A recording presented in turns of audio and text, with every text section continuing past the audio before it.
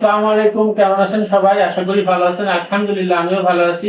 আবারও চলে আসলাম একটু ভিডিও নিয়ে। আসলে এর আগে গাছটার ভিডিও আপনাদেরকে দেখাইছি দিছি, তখনও গাছটা একটু প্রবলেম হইতেছিল।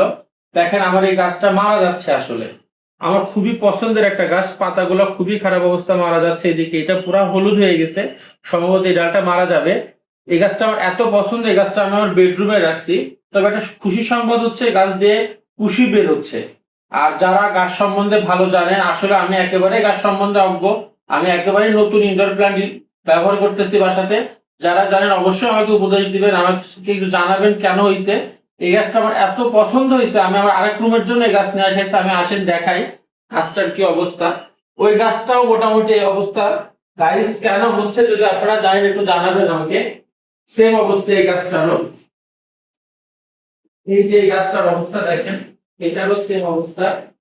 এই যে এটাও মাত্র নিয়ে আসেছে এই গাছটা। এই গাছটার অবস্থা একেবারে খারাপ, এটা একেবারে মারা গেছে। গাছটা ছোট, খুবই সুন্দর ছিল, এটার মতো এটাও অবস্থা ছিল। আসলে কোনো সার বেশি ইউজ করতে হবে, কেন এমন হচ্ছে যারা জানেন অবশ্যই কমেন্টে জানাবেন, অবশ্যই আমাকে এই হেল্পটা করবেন। আর ধন্যবাদ সবাইকে।